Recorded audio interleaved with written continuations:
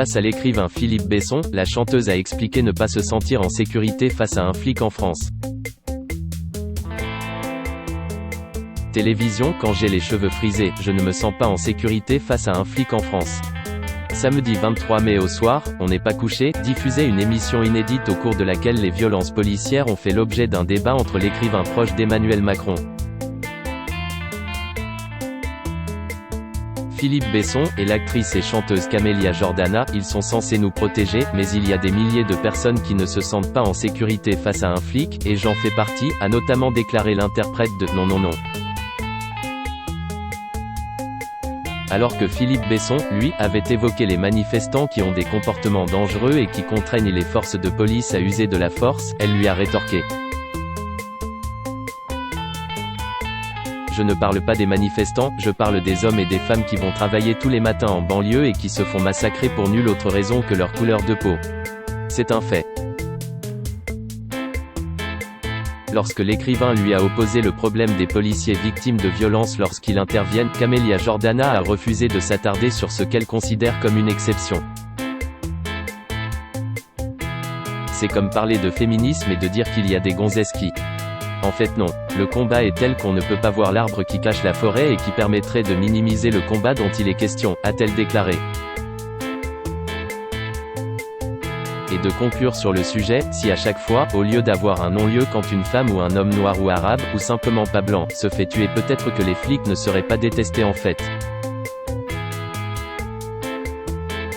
Une assertion en contradiction avec la réalité des sondages sur l'image de la police en France, majoritairement positive au sein de la population française, mais qui a fait son effet sur le plateau du talk-show de Laurent Ruquier.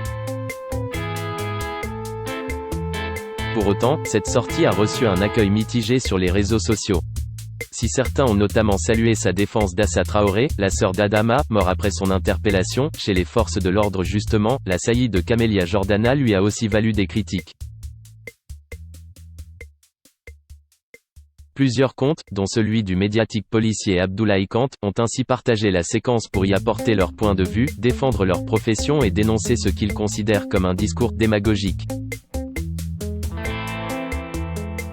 Par ailleurs, des élus du Rassemblement national ont également relayé la prise de parole de Camélia Jordana pour la dénoncer. Parmi eux, la présidente du parti Marine Le Pen est même allée jusqu'à se féliciter de la disparition prochaine du programme de France 2, une émission devenue l'otage d'un microcosme qui est les Français tout en vivant de leur argent. Julien Audoul, le conseiller régional connu pour avoir exigé d'une mère de famille qu'elle retire son voile, a de son côté tweeté « Derrière la pathétique complainte larmoyante de Camélia Jordana, on devine la haine de la France ». Sébastien Chenu, porte-parole du parti d'extrême droite, a quant à lui écrit « La palme du jour à Camélia Jordana dont la bêtise sans fond et le discours haineux vis-à-vis des forces de l'ordre, SIC, nous démontre qui sont ceux qui divisent la France et sur quels critères ils réfléchissent. »